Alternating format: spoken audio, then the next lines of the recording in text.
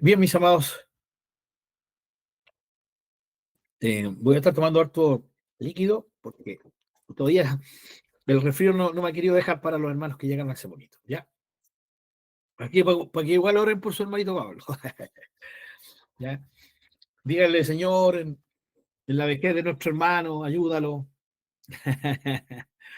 para que sea fortalecida su salud. Bien, continuamos entonces con nuestro enfoque eh, de la adoración, eso que Dios, nuestro Dios merece. Eh, Continuamos ahora enfocándonos en ese aspecto tan dependiente de la verdadera adoración, o dicho eh, de otra manera, la adoración depende de este tema que estamos tratando. O sea, es de nuestra santidad, de nuestra vida dedicada, de nuestra vida consagrada al Señor. Depende absolutamente la adoración de esto, ¿no? Es por eso que vimos ya y terminamos la semana pasada con el tema del pecado, aunque inevitablemente igual se va a seguir tocando, pero lo enfocamos bajo una perspectiva bíblica para el creyente, ¿ya? Dejando muy claro que aunque como hijo de Dios, tristemente, podamos pecar, eso no nos hace exento, no hace exento nuestro pecado de que se rompa nuestra comunión con Dios. Todo lo contrario, creo que hemos dejado muy claro que la comunión con nuestro Padre se rompe. Es por eso que el pecado anula la adoración. ¿Ya? Necesitamos volver al Señor cada vez que caemos y volvernos a Él en arrepentimiento, en confesión, para poder recibir la fortaleza que necesitamos eh, para estar de pie delante del Señor. Y bajo esta perspectiva es que hoy día continuamos con nuestro tema de cómo en el Nuevo Testamento se enfatiza tanto, también en el Antiguo Testamento, ya, pero en el Nuevo Testamento, para aquellos que tienen una perspectiva de que el Dios del Nuevo Testamento es como más compasivo, menos exigente, es tan importante entender que eh, el Dios del Nuevo Testamento exige exactamente lo mismo que el Dios del Antiguo Testamento, porque son el mismo Dios. No hay un cambio de Dios. Es el mismo ser inmutable que le manifestó su voluntad, su deseo a su pueblo en la antigüedad. Que su pueblo no haya interpretado, no haya querido interpretar correctamente el llamado de Dios a ellos, eso es otra cosa. ¿Sí? Eso es otra cosa. Es un problema de Dios. Y Dios viene a solucionar el problema del pecado, viniendo en Jesús nuestro Señor, pero que al redimirnos, al libertarnos del poder dominante del pecado y al hacernos nuevas vidas y nuevas personas, ¿sí? Y que sin embargo, a pesar de eso, seguimos sujetos a una naturaleza que nos mantiene siendo débiles, ¿ya? Y es por eso nuestra tremenda dependencia de Dios. Eh, la dependencia de Dios es porque Él la merece, pero el otro lado de la moneda es porque la necesitamos. Necesitamos depender de Dios. El menor descuido de nuestra dependencia de Dios va a significar fracaso en nuestra vida.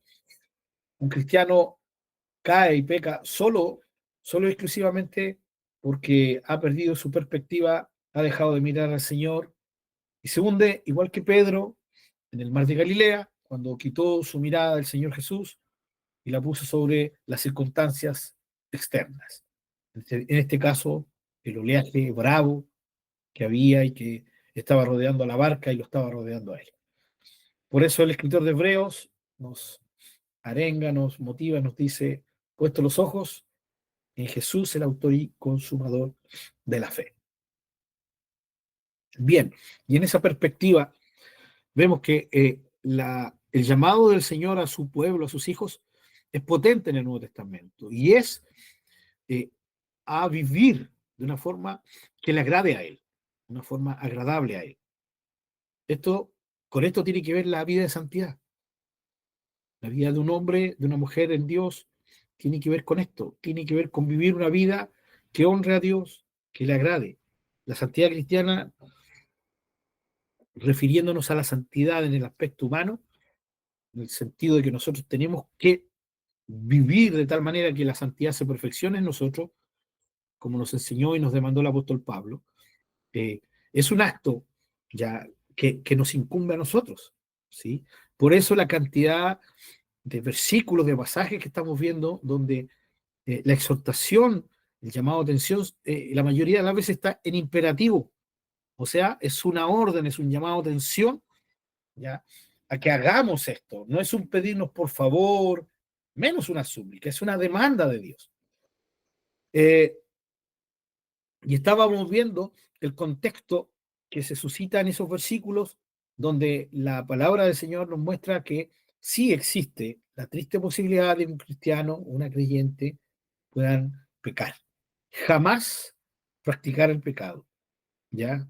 Jamás practicar el pecado, pero sí fallar, caer, pecar en alguna circunstancia específica.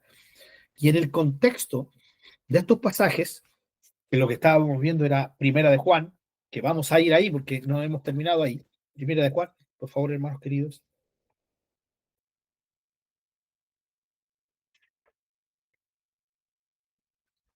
Primera de Juan. Eh, Vamos a estar buscando ahí algunos versículos. Vemos que en los contextos de esto que vimos sobre el pecado en el cristiano, eh, en cada libro y cada uno de los escritores bíblicos hacen un tremendo y poderoso énfasis sobre una vida consagrada, sobre una vida apartada de santidad para el Señor. Dicho de otra manera, una vida que lo honre, que le agrade. ¿Ya? Vimos el énfasis en Primera de Juan sobre el guardar los mandamientos del Señor. Eso ya lo vimos la semana pasada. ¿Ya? Hay un énfasis en Primera de Juan sobre guardar, sobre obedecer, sobre vivir de acuerdo a los mandamientos de Dios. ¿Ya? Y estábamos viendo el tema de el mundo. No amen al mundo. Esa es la perspectiva de Juan. ¿Ya? Y vamos a ir a Primera de Juan, capítulo 2. Aunque lo leímos, lo vamos a volver a leer y aquí ya continuamos con la guía del estudio. Primera de Juan 2, ¿sí? Del 15 al 17. No amen al mundo ni las cosas que están en el mundo.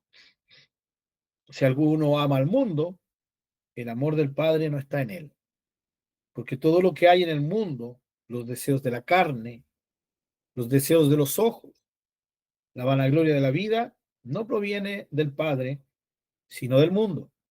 Y el mundo pasa y sus deseos, pero el que hace la voluntad de Dios permanece para siempre. Fijémonos en el último versículo leído, el contraste que hace Juan entre el mundo y la voluntad de Dios. Son extremos, se oponen. El mundo, su forma de su cultura, su cosmovisión, su forma de ser, ¿ya? Lo que demanda es contrario plenamente a la voluntad de Dios. Vivimos en una sociedad que tiene principios absolutamente contrarios de vida, principios de vida, absolutamente contrarios a los de Dios, a los que tienen que ver con la voluntad de Dios. Entonces, a esto Juan se está refiriendo, ¿ya? Con el tema del mundo. No se refiere a la Tierra como planeta, se refiere a esta sociedad sin Dios, ya que es en la cual, en medio de la cual habitamos. El mismo Juan registra las palabras de Jesús, ¿no? En esa maravillosa oración que el Señor hizo. ¿Ya? No te pido que los quites del mundo, sino que los guardes del mundo. ¿Ya? Ahora, sigamos en Primera de Juan. Vamos, capítulo 4, versículos 4 y 5. Eh, Primera de Juan, capítulo 4, versículos 4 y 5.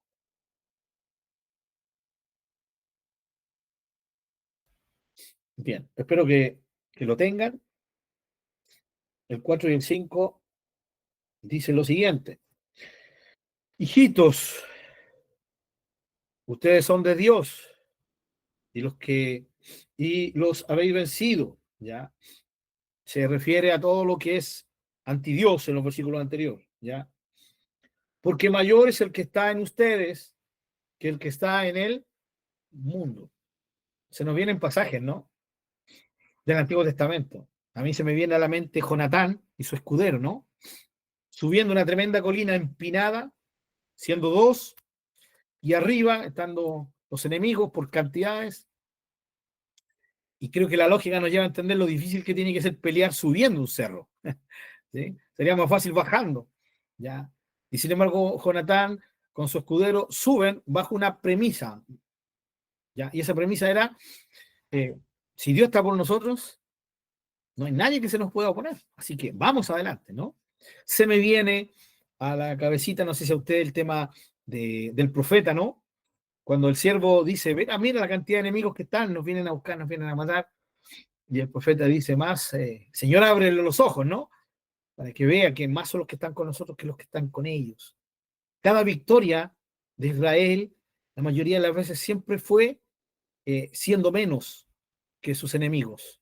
Lo vemos con Gedeón, ¿sí? Lo vemos con el propio Abraham cuando va a rescatar a Lot, ya se enfrenta con 300 hombres, ya a 5 ejércitos. Y de esa manera se nos va confirmando que aquí Juan lo enfoca en forma espiritual, ya, pero es porque en el Nuevo Testamento se nos deja claro, el apóstol Pablo lo enseña, que ya nuestra lucha no es contra personas, sino contra principados, ¿no? Contra potestades que gobiernan las tinieblas, tinieblas bajo las cuales está el mundo y esta sociedad sin Dios. Entonces, eh, nuevamente el canto es el mismo canto de victoria, la misma arenga de victoria. Mayor es el que está con nosotros que el que está en el mundo. El versículo 5 dice, ellos son del mundo, por eso hablan del mundo y el mundo los oye, ¿sí? Los oye. Eh, Obviamente, los que viven de acuerdo al mundo van a ser amados por el mundo. Por eso el mundo rechazó al Señor Jesucristo. ¿Ya? Capítulo 5.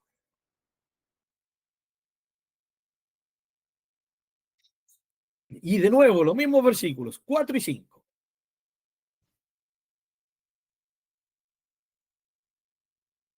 Capítulo 5, versículos 4 y 5, y luego el 19. Vamos con el 4 y el 5. Porque todo lo que es nacido de Dios vence al mundo. Y esta es la victoria que ha vencido al mundo, nuestra fe. ¿Quién es el que vence al mundo? Sino el que cree que Jesús es el Hijo de Dios. ¿Sí? Y el 19 del mismo capítulo. Sabemos que somos de Dios y el mundo entero está bajo el maligno. ¿Sí? Imagínense, Juan escribe, se supone, se cree que Juan escribió estas cartas por ahí por el año 90, ¿no? Estamos hablando de unos 60 años después de la obra de la venida del Señor Jesucristo. Entonces Juan deja muy claro con este versículo que el príncipe de este mundo fue vencido en el sentido de que ya no tiene autoridad ni potestad sobre nosotros, pero que sigue, su acción sigue vigente, él sigue actuando, ¿no? Y actúa en los hijos de desobediencia, actúa en aquellos que han rechazado al Señor Jesucristo, pero ya no tiene autoridad ni poder sobre sus hijos. Pero aquí dice, el mundo entero está bajo el maligno, ¿ya? Es este maligno el que se enseñorea de la cultura, el que se enseñorea de las artes, el que se enseñorea de la cosmovisión, de las perspectivas de vida, ya tristemente. Eh, Creo que lo he dicho más de alguna ocasión, hermanos, hermanas queridas, hoy día con el tema de la sobreinformación que tenemos, ¿no? Eh, no sé muy bien, no logro dimensionar yo todo lo que es el conocimiento de Internet, porque del tema que uno quiera, hay, ¿no? De lo que a uno se le pase por la mente, ¿no? ¿Ya? Y aún aquello que, que ni se le pasa por la mente también va a estar ahí. Pero el tema es que sale tanto, tanta información, porque cualquier persona tiene la capacidad de hacer un video y subirlo a YouTube, ¿no? Eso es, cualquier persona. Eh, y puede hablar de lo que se le antoje, pero es impresionante cómo sale cada cantidad de videos. Hoy día así de pasada, eh, recordándome un poquito de lo que hablamos ahí en la casa de mis hermanos ahí en Ovalle, eh, el miércoles pasado, sobre el tema de esto de las raíces hebreas, ¿no? Es una cuestión, hermanos, tremendo. Yo siempre he dicho yo, ya tengo una perspectiva, ¿no? Pero videos que yo, no sé, logro ver un minuto, ya se me descalabra hasta el cerebro, o sea, aparte de que el corazón se me aprieta por la cantidad de cosas que salen, hermano, que se enseñan atroces, ya. Pero no solamente eso, hermano, sino que he visto eso con respecto a lo que tiene que ver la religión evangélica. Vamos al otro lado, la cantidad de pensamientos, eh, de verdades que se levantan, cada uno levanta su propia verdad, al punto, hermanos, que esto se suma a las famosas falsas noticias o los fake news, creo que se llaman, ¿no? El nombre técnico. Que hoy día uno no sabe qué es verdad y qué no es verdad, hermano. ¿Sí? Y yo he visto cristianos que dicen, no, esto es verdad. Y es complicado, hermano. Cuando usted vea un video, a modo de consejo, ¿no? Sea cuidadoso con asegurar que lo que está viendo realmente es 100% verdad. ¿Ya? Por eso necesitamos la palabra de Dios, porque esta sí que es verdad, ¿no? Ahí está escrita, en la escritura ya más de 2000 años, escrita ahí, y tenemos acceso a ella. No es malo tenerla, obviamente, en una aplicación, eh, pero todavía tenemos esa capacidad de tenerla escrita y que nos da garantía de que no se está manipulando la palabra del Señor. ¿Ya? Aún con todo el tema, mis queridos hermanos, de las nuevas versiones, que muchos andan por ahí diciendo, no, que las nuevas versiones son todas del diablo, son satánicas. Hay que ser muy cuidadoso con eso, hermanos. Ya, porque aún con todo lo que han salido como nuevas versiones, hermanos, no hay jamás una contradicción de las doctrinas reales que se sacan de cualquier Biblia, hermanos. Ya, ni nuestra Reina Valera, ni las nuevas versiones. Eh, Obvio que usted entiende que no me estoy refiriendo ni estoy incluyendo a la Biblia de los Testigos de Jehová, ¿no? Yo sé que usted entiende eso, ¿no? Me estoy refiriendo a las, entre comillas, a las que tienen que ver ya con la cristiandad.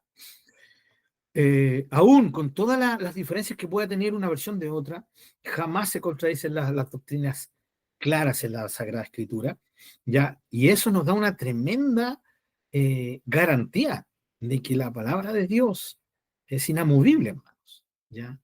Pero hoy día las noticias que salen no son reales muchas veces y nosotros las creemos completamente. ¿Qué tiene que ver esto con lo que estamos viendo, hermanos? Tiene que ver con el sistema del mundo, ¿sí? Hoy día no solamente la iglesia es afectada o el cristiano es afectado por ese mundo concupiscente, ¿no? Que muchas veces dice, el mundo está entrando en la iglesia. Y como lo compartía yo, creo que el estudio pasado, o si no el pasado, el anterior,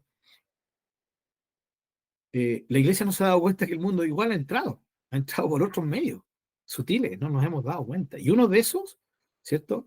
Son las redes sociales, eh, eh, sin control, sin control. Porque no voy a decir, hermano, que las redes sociales son en sí mismas malas. No, no, no. Eh, los malos son los corazones de la gente que ocupa las redes sociales, ¿no? Entonces, pero los hemos dejado entrar y hoy día dominan la cristiandad, hermanos. ¿Ya? Y dentro de las redes sociales, canales, ¿cierto? Uno tiene el acceso al famoso YouTube yo he encontrado prédicas muy buenas y con informaciones muy buenas, pero también con una cantidad, ¿sí? Con un río desbordante de cosas absolutamente contrarias a la palabra del Señor.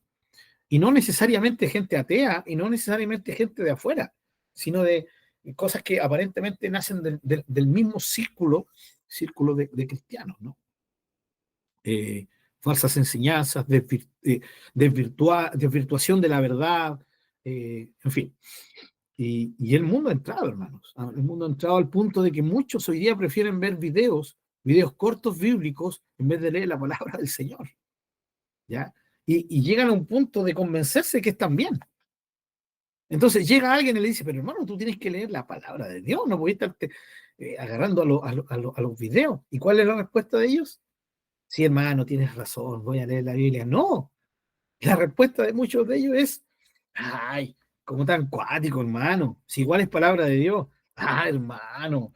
Antiguamente, en mis tiempos, cuando yo era joven, se usaba el término, qué fariseo. ¿Ya?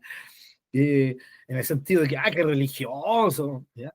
Y esas son las respuestas de ellos. Pero sí es bueno. Ahí, mira, ahí está la palabra de Dios. No es un tremendo predicador, es una palabra de Dios. ¿Ya? Y resulta que una persona que conoce la palabra, con solo ver un poquito de ciertos videos, se da cuenta que es claramente un lobo rapaz. Y ahí es donde uno se pregunta cómo es posible, ¿no? De que tanto, entre comillas, cristiano, ¿no? Dependa de todo esto.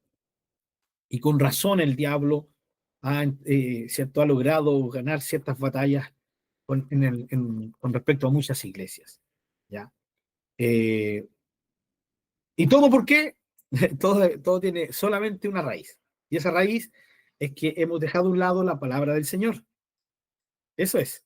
¿Sí? Los líderes han dejado a un lado la palabra de Dios.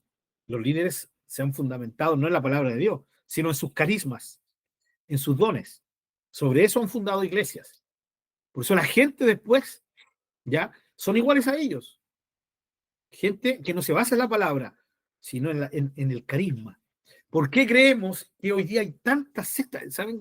Yo pensaba antes, unos años atrás, decía, no, hoy día con toda la información que hay de tantas sectas que hubieron en el siglo XX, en este siglo de información, casi sería muy torpe creer que hay sectas.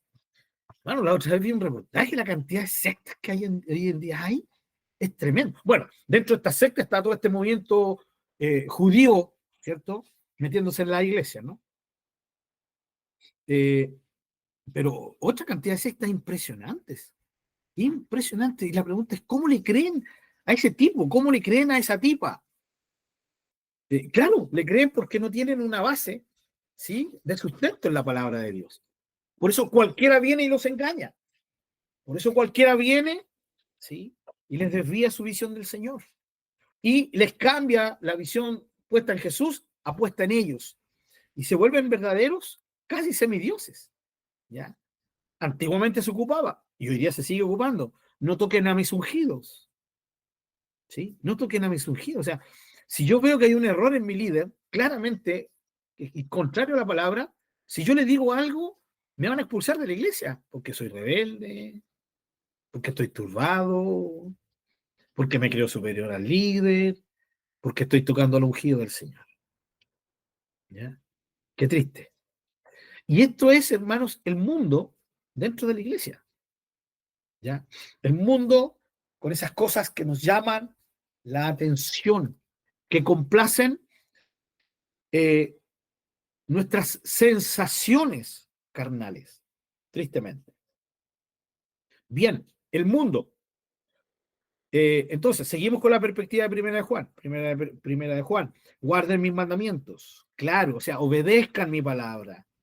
¿Sí? Segundo, no amen al mundo. Otra forma de decirlo, ¿sí? No se amoldeen al mundo, como dijo el apóstol Pablo, que lo vamos a ver después. ¿Ya? No vivan de acuerdo a sus prioridades, bajo sus normas y perspectivas. Vivan de acuerdo a mis mandamientos, a mi palabra. Guarden mis mandamientos. Y tercero, que es lo que vamos a ver ahora, cómo Juan también enfatiza sobre la justicia, el vivir una vida justa. Y esta vida de justicia es una vida de acuerdo a la justicia de Dios. Seguimos en Primera de Juan, no se olviden, hermanos. Capítulo 2, versículo 29. Capítulo 2, versículo 29.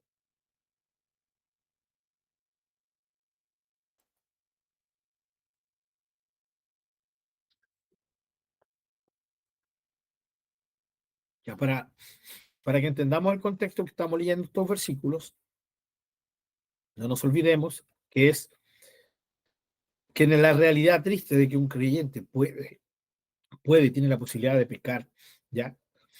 Eso es solamente una excepción al caso, porque la regla general para nosotros los hijos de Dios es guardar los mandamientos de Dios, es no adecuarnos al mundo, y según Juan ahora en primera de Juan, es que vivamos una vida justa, que se nos reconozca como personas que viven bajo la justicia de Dios.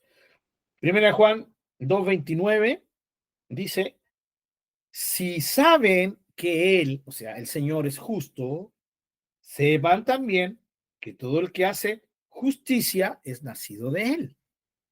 ¿Entendemos, hermanos? Más de alguien tal vez habrá pensado de que, wow, tanto énfasis que le dio el hermano Pablo al tema de que un cristiano puede pecar, sería como, no es medio peligroso en el sentido de que tal vez le está dando muchas chances a los cristianos. No, aquí estamos viendo que no hay ninguna chance para el pecado. ¿Sí? Eso lo dejamos claro, pero ahora lo estamos confirmando en la abundante exhortación, ¿ya? Y demanda de los escritores bíblicos a vivir vidas agradables a Dios. Y aquí la justicia, ¿ya? El que hace justicia es nacido de Dios. Capítulo 3, versículo 7. Capítulo 3, versículo 7. Dice, hijitos, que nadie los engañe, ¿sí? El que hace justicia es justo como él es justo, ¿sí? O sea, no hay dónde perdernos, hermanos. ¿Cuál es la voluntad de Dios? La voluntad de Dios es que vivamos en justicia. Versículo 10, del mismo capítulo, capítulo 3, versículo 10. En esto se manifiestan los hijos de Dios y los hijos del diablo. Todo aquel que no hace justicia y que no ama a su hermano no es de Dios. Qué clarito, ¿no? Quiero que quiero llevarlo a este punto, hermanos. Lo dijimos, se ha explicado en nuestros estudios, ¿ya? Eh, lo compartí, creo que la semana pasada, ¿no? Todo aquel que se dice ser cristiano o cristiana y que busca en la palabra de Dios una excusa para su pecado, es alguien que tiene que eh, reflexionar muy bien si realmente está en Cristo o no, ¿ya? Nadie, ni yo ni nadie, puede decirle, no, tú no estás en Cristo. Eso es algo que cada uno tiene que ver por sí mismo ante Dios, el autoexamen. Pero aquel que está buscando excusas al pecado, que dice, ven, la Biblia enseña que el cristiano sí puede pecar. Queda para mí, por eso peco. Es una persona que no está entendiendo, permítame la expresión chilena, no está entendiendo ni jota el evangelio ni la palabra de Dios. ¿Ya? Porque en la palabra de Dios vemos tanta abundancia de exhortación, de llamado de atención a esto. Mira, si eres realmente nacido de Dios, si realmente eres un hijo de Dios, una hija de Dios, vas a amar la justicia, vas a vivir justamente, ¿ya? ¿Por qué? Porque el que no hace justicia no es de Dios, ¿sí? Es potente, ¿no? Entonces esto elimina cualquier perspectiva de algunos que quieren excusar su pecado. No, en la palabra de Dios no hay ninguna excusa para el pecado. Lo que hay, mis queridos hermanos, es una salida del pecado, ¿sí? Y de sus consecuencias. La salida la enseñó el mismo Juan aquí. Si confesamos nuestros pecados, Él es fiel y justo. Pero después de decirnos esto, si confesamos nuestros pecados, Él es fiel y justo para perdonarnos, o sea, después que Dios nos perdone, nos motiva a vivir debidamente eh, de la forma de vida que nos corresponde como hijos de Dios. ¿Ya? En este caso, bajo la justicia, bajo normas que estén de acuerdo a sus mandamientos, guardando sus mandamientos, jamás bajo la perspectiva de una sociedad en contra de Dios. Entonces, Juan nos deja muy claro esto. Ahora, termino con primero de Juan, leyendo el capítulo 3 que lo vimos, en el versículo 3. capítulo 3, versículo 3, y después de leer el versículo le doy sí, la oportunidad a mi hermano Marcelo. Versículo 3 dice, y todo aquel que tiene esta esperanza en él se purifica a sí mismo, así como él es puro. Mi Señor es puro, entonces, como yo sé que él viene por mí, yo voy a vivir una vida de pureza. Esa es la perspectiva de un cristiano. Por eso la motivación de la venida del Señor es tan potente, ¿sí?, con respecto a nuestra consagración. Pero fíjense, espero que noten la diferencia. El cristiano que tiene enfocada su mirada en Dios y entiende que Dios es el centro, la razón, el porqué y el para qué de su vida, no se va a purificar recordando la venida del Señor por miedo, ¿sí? Oh, no voy a pecar porque si el Señor viene me va a dejar aquí, me voy a quedar en la gran tribulación, capaz que me marquen y me voy perdido eternamente. Esa no es la motivación o no debería ser la motivación de un hijo de Dios. La motivación de un hijo de Dios es la otra. Como el Señor es su por qué y su para qué, entonces dice, el Señor viene y mi Señor amado viene y cuando Él venga, yo quiero, ¿sí?, estar preparado para honrarlo a Él. ¿Entendemos la diferencia? Espero que se entienda la diferencia, mis queridos hermanos. ¿Sí? La motivación es saber que viene el Señor, pero el camino que tomamos puede ser diferente. Que Dios nos ayude a que no seamos como muchos cristianos que le tienen miedo a la venida del Señor o que sencillamente viven vidas consagradas por miedo a perder su salvación, por miedo a quedarse en la gran tribulación, por miedo, no sé, incluso hasta consecuencias del día a día. No, la idea es que nosotros seamos de aquellos, para eso hemos estudiado todo lo que hemos estudiado, para llegar a tener una perspectiva donde Dios sea nuestro centro, ¿sí?, y el eje sobre el cual todos nosotros giramos, por lo tanto, que Él sea la motivación. Entonces, ya no peco, ahora yo vivo una vida, me motiva a vivir una vida de consagración, de santidad, de pureza, de justicia, guardando sus mandamientos, no adecuándome al mundo, porque quiero estar preparado y honrar a mi Señor, el cual me amó y se entregó a sí mismo por mí, ¿cierto? Cuando Él venga a buscarme. Quiero honrarlo, quiero que me encuentre, sí, como esa novia sin mancha ni arruga de la cual habla el apóstol. Ojalá que se entienda la diferencia. Mi hermano Marcelo.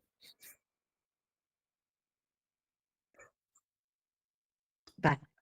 Esta vez soy yo, pastorcito, lo que Oh, pasa viene mi hermana Sandra, qué bien, ya, es dale. que le hago la pregunta a él y así olímpicamente lo tiro para usted.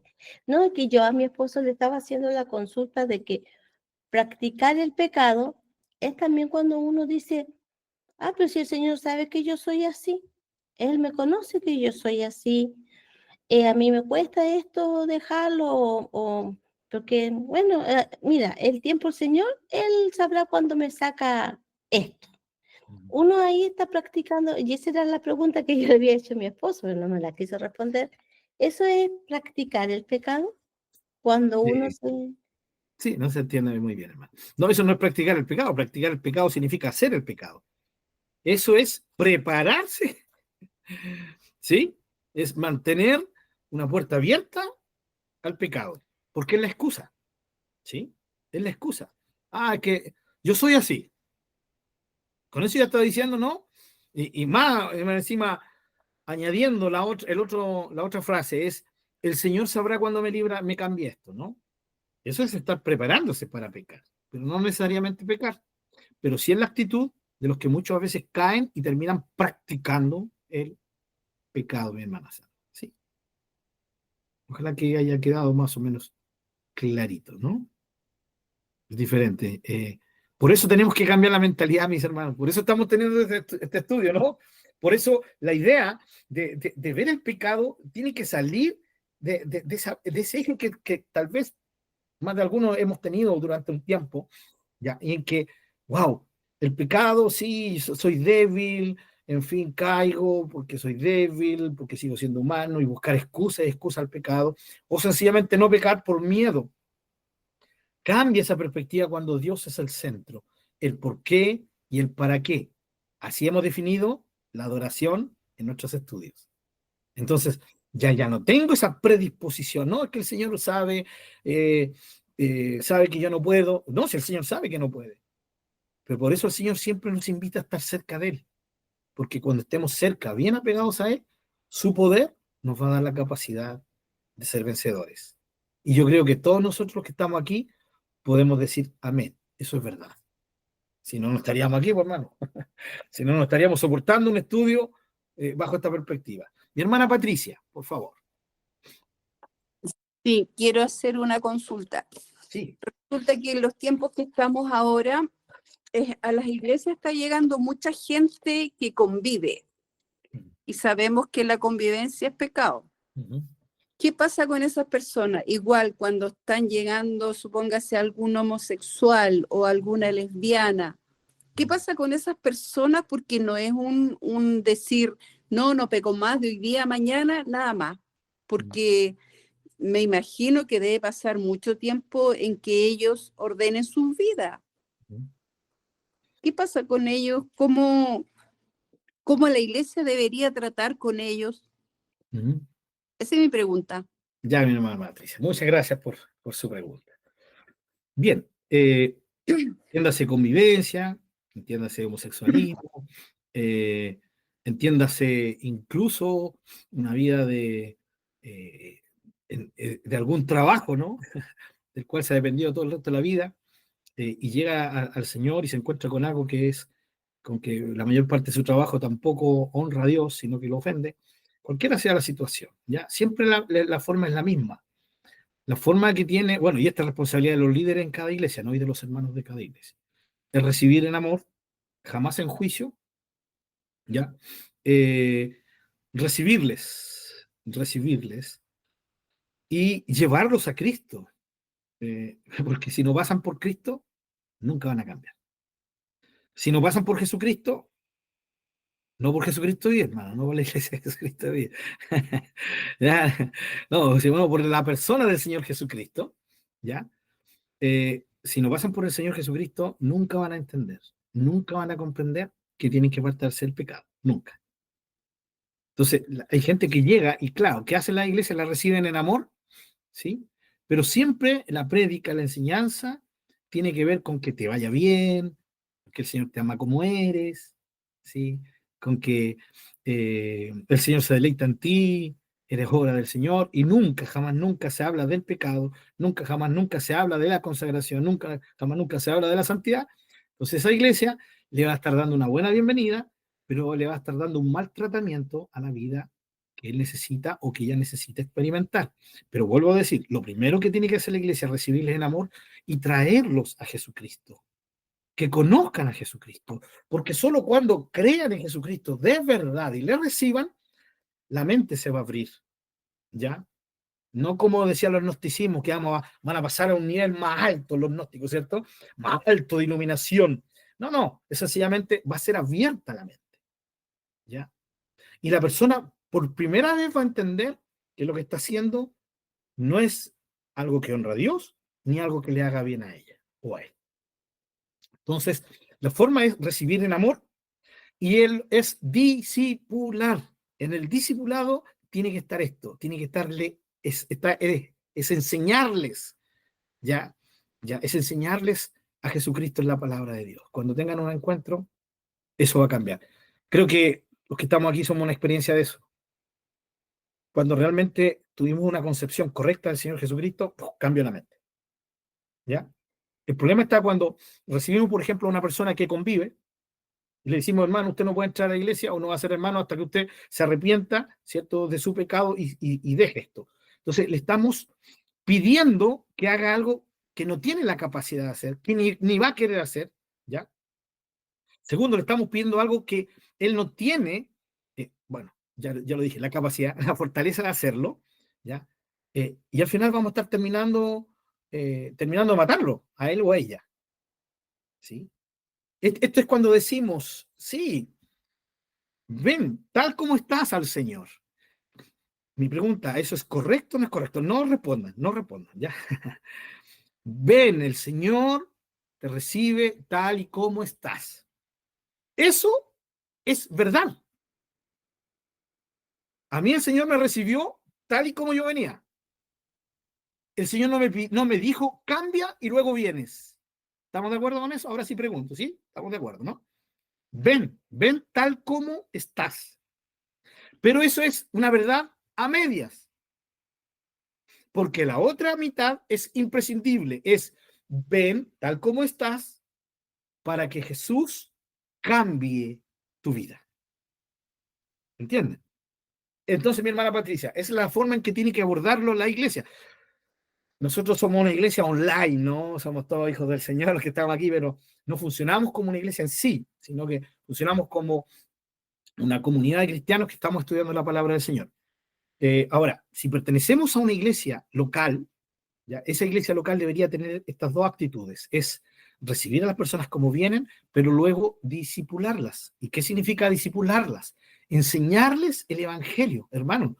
Hay gente que viene y recibe al Señor porque estaba enfermo, porque estaba sin trabajo, porque estaba con depresión y le dijeron, entrégate al Señor, ¿no? Y la persona se entregó al Señor porque es como que, esto me da resultado para salir de mi problema. El día miércoles, el hermano Leo tocaba un punto como este mientras estudiábamos la palabra ahí en Ovalle. Ya, el tema de, pasa una persona, ¿sí? Adelante, nueva, está llorando, y yo voy, y lo primero que le digo, ¿quieres entregarte al Señor? Y la persona, ¿qué va a decir? Lo más probable es que sí, ¿ya? Pero no está entendiendo ni jota lo que significa entregarse al Señor. Y luego le va a decir, haz conmigo esta oración. Y la persona repitió. Y ahí todos alabamos al Señor porque hay un nuevo convertido. ¿Realmente se convirtió? ¿Realmente conoció al Señor? Entonces, hermano Leo lo exponía muy bien, que es una pregunta, pero vimos que era correcto el enfoque, de que tenemos que ir a esa persona a orar por ellos, ¿sí? Pero a exponerles que necesitan conocer al Señor. Y eso no se puede hacer en medio de todo en medio de todo un bullicio de música, ¿cierto? Toda la iglesia alabando, adorando, donde uno tiene que estarle gritando en la oreja a la persona para que escuche lo que está orando por ella, por él, ¿cierto? En el nombre de Jesús. No sabemos si nos está escuchando a nosotros. Entonces, en vez de producir un ambiente donde sí se pueda trabajar con la gente, tristemente ocurre lo contrario, ¿no?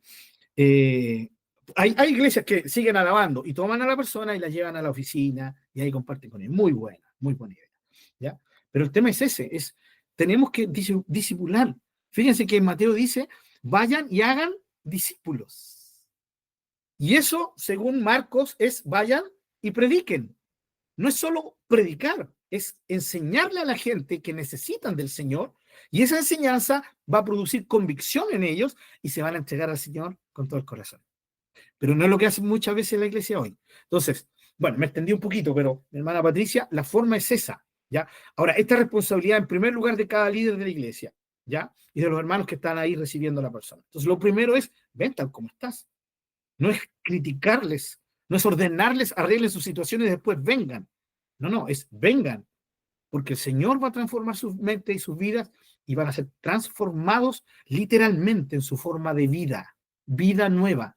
Y en esto, hermanos, hay una cantidad tremenda de testimonios, ¿sí? De personas que han llegado y han entendido claramente que su vida es de pecado y se han apartado de ella y han comenzado a vivir una vida nueva en el Señor.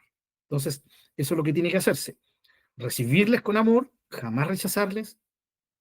Sé que para muchos es como complicado, ¿no? Especialmente para los más antiguos. Ver a un joven todo tatuado, ¿no? Y más encima entra en verano con una de estas poleras musculosas llena de tatuajes, más encima tatuajes medio diabólicos, ¿no? Entonces, ¿cuál es la primera reacción del portero? Te reprendo en el nombre de Jesús, demonio, ¿no? Es lo primero, ¿sí? En vez de ir y abrazarlo. Oye, bienvenido, ¿me permites abrazarte? ¿Entienden, mis queridos hermanos, la idea? Yo les conté de tiempo atrás el caso de una joven muy, muy querida en la iglesia. Ella llegó, bueno, ella muy tatuada, vivió una vida de mucha depresión, muy triste. Llegó a la iglesia, el Señor la transformó. Obviamente los tatuajes están, muchos de ellos no son, es imposible que se borren, ¿no? Pero ella cuando conoció al Señor, se entregó al Señor, ella hizo un voto, ella le llamó así, voy a hacer un voto, nunca más tatuarme, jamás nada. Entonces, pero el tema es que ella después nos cuenta con pena que una de ellas necesitando ayuda, ya por su depresión entró a una iglesia Y en la iglesia le echaron, en el templo, le echaron. Claro, donde vieron, la vieron toda tatuada, con piercing, aquí, en ese tiempo tenía un piercing por aquí en la cara. ¡Wow! Le echaron, no la dejaron entrar. Imagínense, hermano. Entonces, eso no puede ser. Entonces, la forma es recibirles. Aunque no nos guste, no nos agrade lo que hacen, bienvenidos sean. Y en amor, y aquí es donde el Espíritu Santo tiene que darnos el amor de saber disipularles. Y en el discipulado es Dios quien los confronta. La palabra de Dios la que los confronta, y no nosotros. Entonces, en ese sentido, mis queridos y amados hermanos, podemos ayudar a esta gente a conocer al Señor. Solo el Señor Jesucristo puede transformar, nosotros no. Espero que haya quedado claro, mi hermanita Patti. Cualquier cosita luego puede aumentar la pregunta si está, ¿ya? Esa es la forma en que debería actuar la iglesia, por lo menos es lo que el Nuevo Testamento nos dice que ocurre, ¿ya? Muy bien. Continuamos entonces, terminamos ya aquí con Juan, primera de Juan, un llamado a la pureza, un llamado a un enfoque correcto de la venida del Señor, en el sentido de que sea una vida purificada para honrarlo a Él, ¿ya? Una vida de guardar los mandamientos, de obedecer al mandamiento del Señor, la voluntad del Señor, a no amar al mundo y a vivir la justicia como un estilo de vida. Claramente está sobreabundante este tema de una vida de consagración, de vida obedeciendo y agradando al Señor. Vamos a Pedro. Veamos la visión de Pedro. Primera de Pedro, capítulo 1, su primera carta. Bien, versículo 13, vamos a leer, ¿ya? Busquen para que todos tengan eso ahí. Espero que lo tengan. Leo, primera de Pedro 1:13.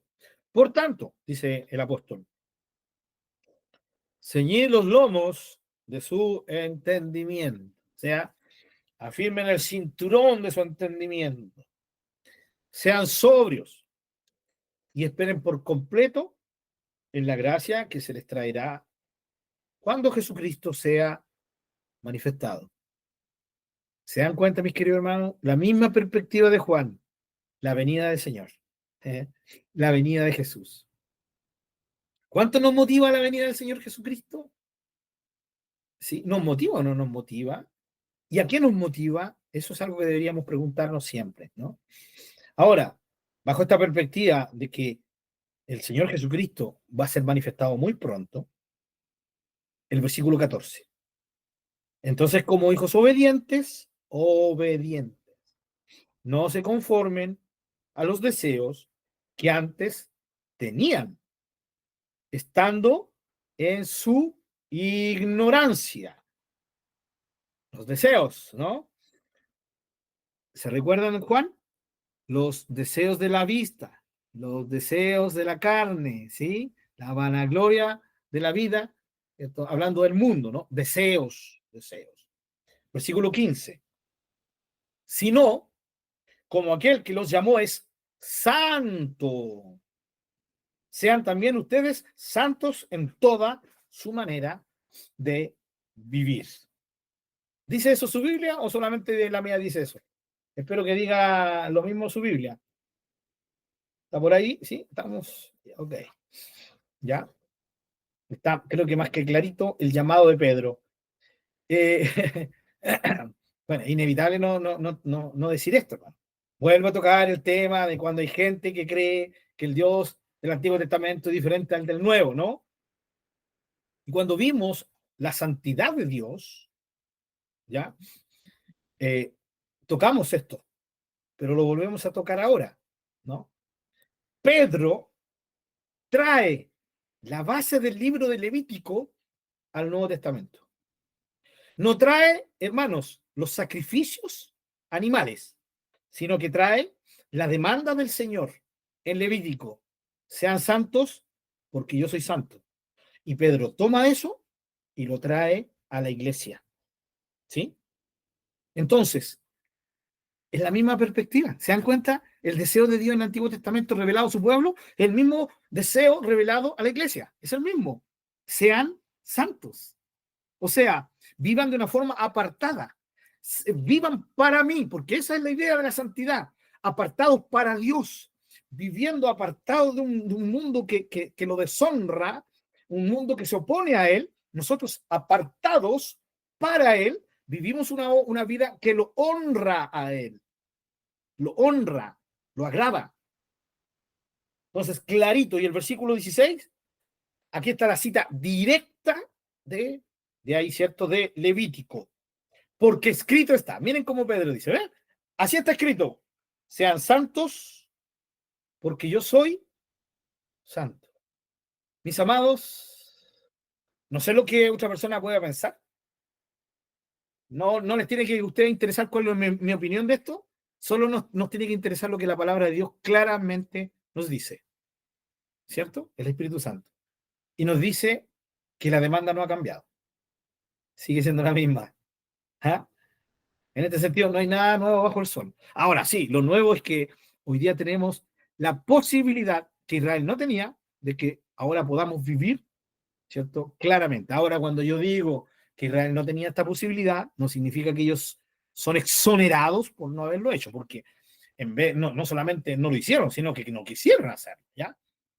Esa es la diferencia. Entonces aquí está Pedro citando directamente y nos está diciendo que el deseo de Dios sigue siendo el mismo, ya el mismo. Ahora, volviendo un poquito al versículo 15, dice, sean también ustedes santos en toda su manera de vivir. La demanda a expresar la santidad es en cada aspecto de la vida. ¿Sí? Pensar, sentir, desear, actuar, proyectar, ¿sí? Todo, en toda su manera de vivir. Esa palabrita clave, toda, ¿sí? Toda. Habla de la vida completa. Y esto es un nexo con lo que Pablo nos dijo en Romanos 12:1. ¿Se recuerdan? Por las misericordias de Dios, yo les ruego, hermanos, que presenten sus cuerpos, o sea, sus vidas completas, en sacrificio vivo, santo, agradable a Dios, que es vuestra verdadera adoración, que es vuestro verdadero culto racional. Ese es el verdadero culto de adoración a Dios. Una vida consagrada, una vida, ¿sí?, puesta en el altar de Dios, ardiendo para Dios. Esto suena romántico, bonito, épico, pero es literalmente lo que la palabra de Dios nos exige. Y si hoy día la iglesia encuentra esto, que es algo demasiado profundo, algo demasiado alto, algo que no está a nuestro alcance, es porque la iglesia está muy perdida, muy perdida. Porque aquí tiene que ver con ir a la palabra de Dios y decir, Señor, háblame, aquí está Dios hablando. Es que, Señor, yo leo esto y veo que me es imposible hacer eso. Bueno, obvio, si es imposible para nosotros.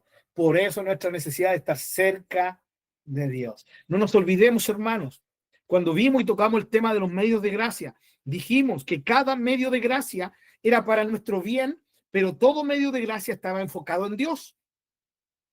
Dios nos regaló la oración, ¿para qué?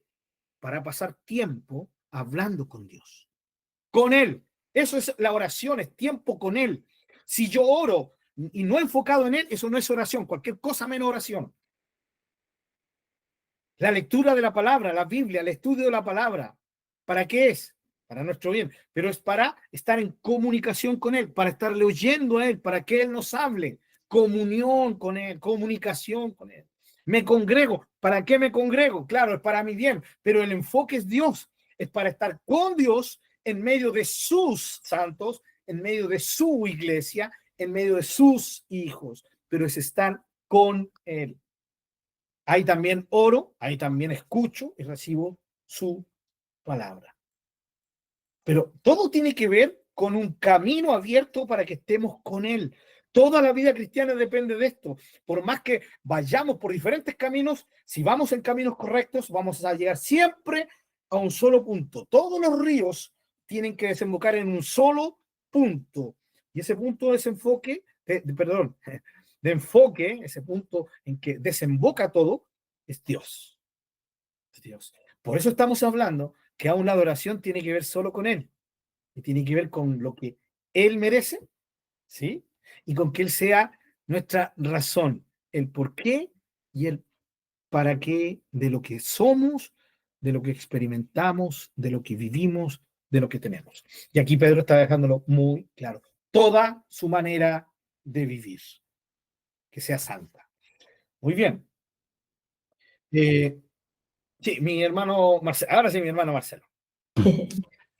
Pastor, bueno, más que nada, disculpe que vuelva a a tocar el mismo punto o a hacer hincapié en este tema del cuidado que tenemos que tener con lo que hoy muchos predican del tema de que somos salvos, siempre salvos, que Dios perdonó todos nuestros pecados, los pasados, los presentes y los futuros, porque eso como que da cancha o pie a que, total, si peco, yo sé que Dios me va a perdonar, pero como estamos viendo aquí, Dios demanda una santidad, un camino de santidad.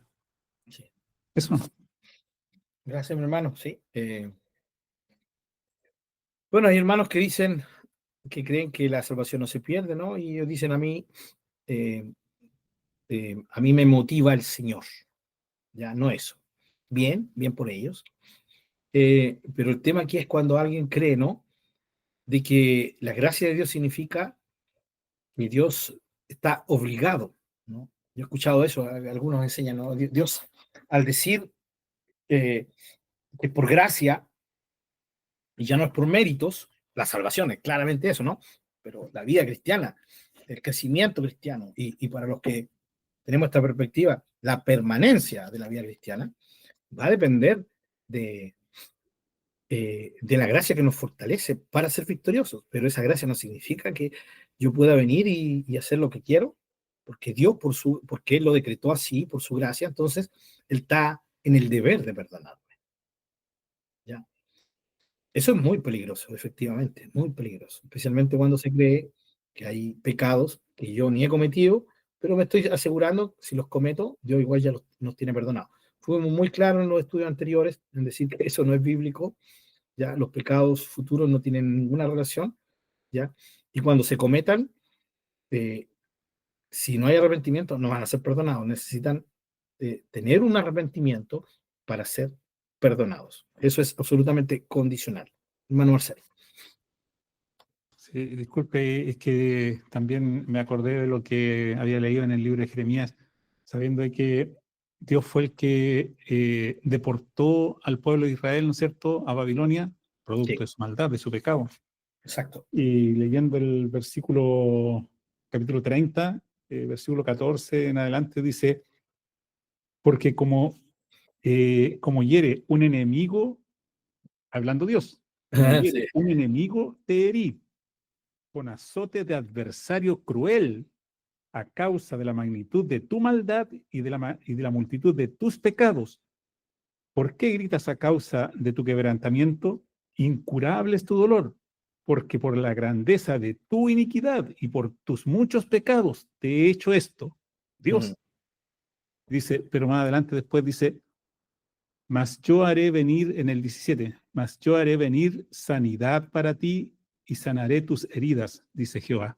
Entonces, claro, uno puede decir, pero es que Dios igual me va a perdonar, pero en los versículos anteriores, o sea, con herida de alguien cruel, o sea, las consecuencias que tenemos que pagar si es que, o pasar, si es que caemos, van a ser grandes, porque lo hizo con el pueblo de Israel. Esto es un espejo en el cual el Antiguo Testamento, en el cual nosotros nos podemos ver y mirar cómo Dios actúa con su pueblo y que no va a ser diferente con nosotros. Sí, así es. Eso. Sí. Gracias, mi hermano Marcelo. Ahí está el problema de cómo nosotros permitimos que edificar el conocimiento que se nos da, ¿ya? Por eso hay gente que sencillamente cree lo que se les dice, no van a la escritura, no van a la palabra. Y Dios fue muy drástico con el pueblo, pero recordemos también que, como dicen otro de los profetas, es incurable tu llaga, ¿no? Realmente ellos no querían ceder. Y a pesar de que le venían una vez tras vez, tras vez, no querían. Entonces, llegó un momento en que Dios tuvo que reaccionar. O sea, es clarísimo el mensaje de Dios en el Antiguo Testamento. Y como usted dice, como dice Pablo, todas esas cosas fueron escritas para nuestro ejemplo, ¿ya? Para que nosotros las veamos y aprendamos de ellas, ¿ya? Hermana Miriam. Sí, tengo una consulta, pastor. Mire, Claro. yo a lo mejor estoy súper equivocada. Creo que no. Veamos. Yo siempre, por la palabra, siempre decía que nosotros somos santos.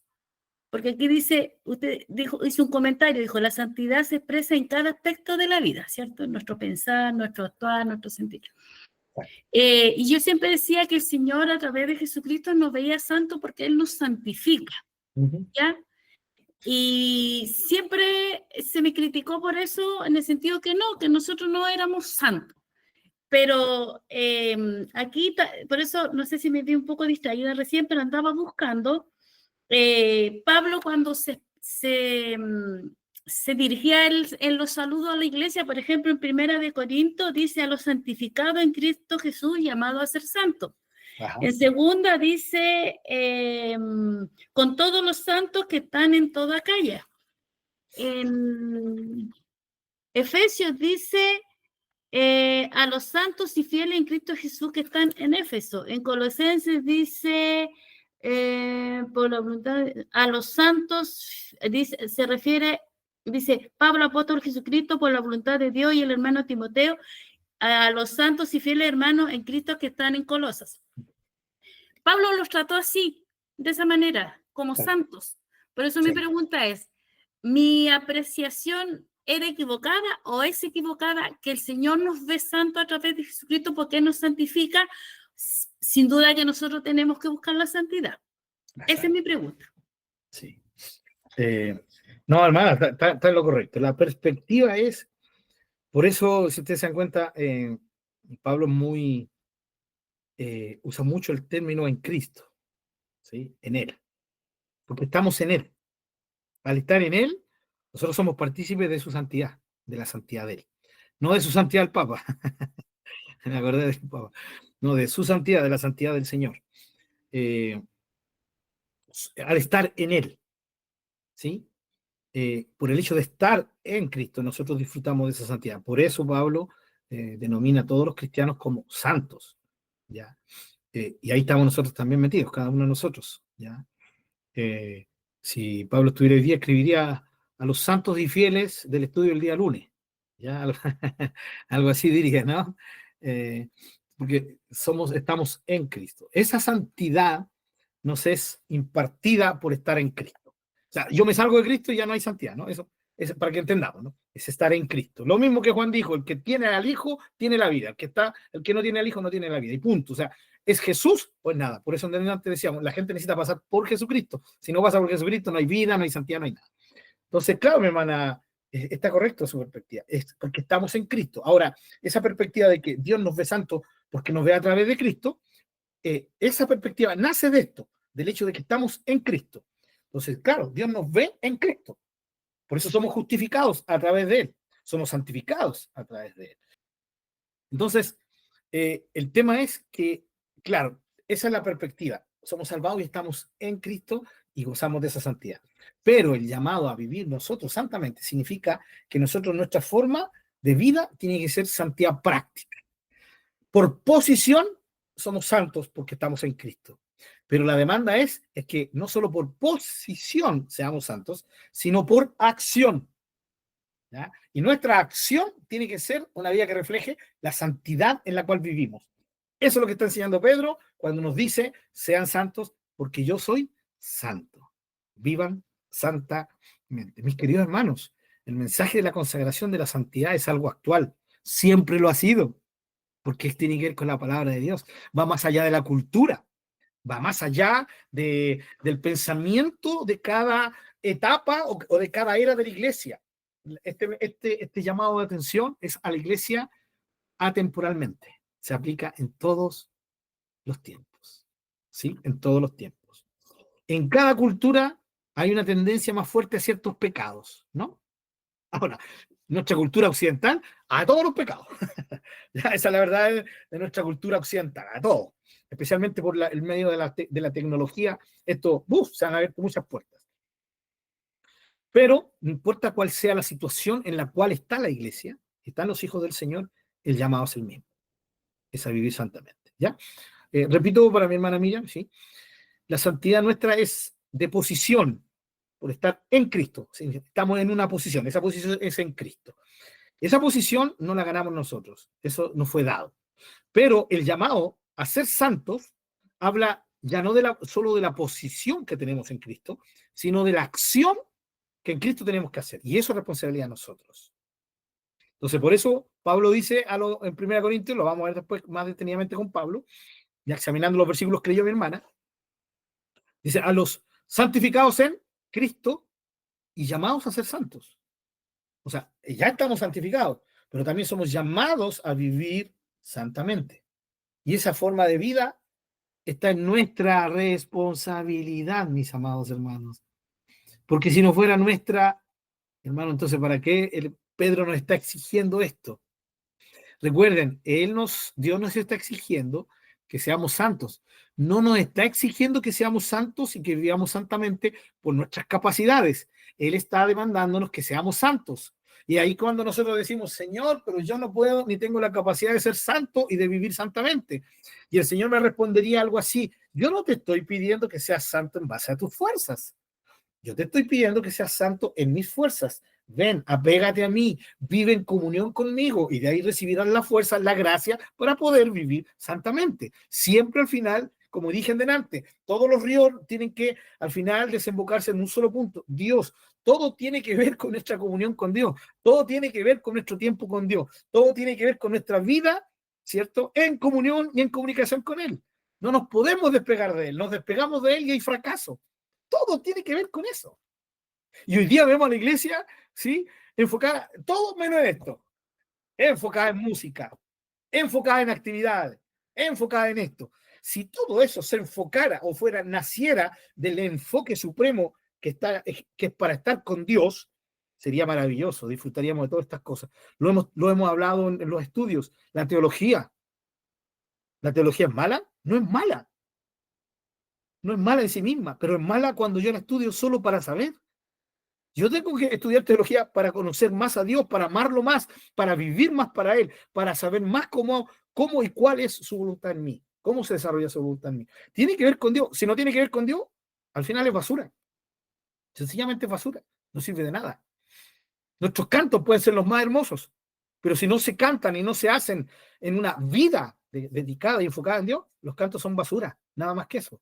Mis ofrendas pueden ser las mejores, pero si mis ofrendas no están enfocadas en Dios para Él y por Él, son basura, no sirven de nada. Bueno, pueden servir para hacer hermosear más el templo, todas esas cosas, pero con nuestra comunión con Dios no va a servir de nada, de nada.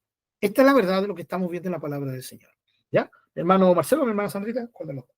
Sí, no solamente hacer la acotación esa de que lo que enseñó nuestro Señor Jesucristo cuando enseñó de la vid verdadera, que en un cierto apartado de nada podemos hacer. Eso es lo que quería aportar. Amén. Qué clave. Creo que todos entendemos que esa frase domina el Evangelio. Separados de mí, nada pueden hacer. Literalmente. Así, nada. Nada. Porque aún podríamos hacer cosas bien en esta vida, pero van a ser basura, se van a diluir si no han sido hechas en Dios y dependiendo del Señor. Entonces, fíjense, Pedro está diciendo, sean santos. ¿Por qué? Porque la perspectiva de Pedro es que yo no me puedo acercar a Dios sin vivir una vida, no puedo agradar a Dios sin vivir santamente. Y para Pedro, la comunión con Dios es lo supremo. Entonces él dice, obedezcamos. Sigamos leyendo ahí en 1 Pedro, capítulo 1.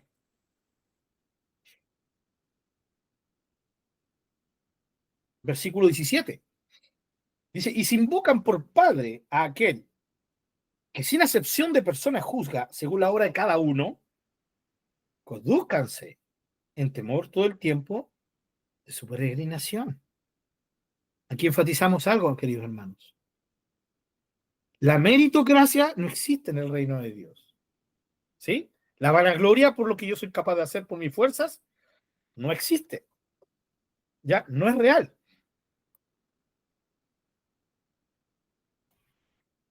Espero que eso lo tengamos claro, ¿no? Pero hermanos, cuando estamos en Cristo, el llamado es a que entendamos que nuestras obras sí tienen peso. Que nuestras obras sí tienen peso. Porque el Señor va a juzgarnos de acuerdo a lo que hicimos, a lo que no hicimos, de acuerdo a cuál fue la intención o no fue la intención de lo que hicimos, de lo que no hicimos. Aquí lo dejé claro. ¡Ey!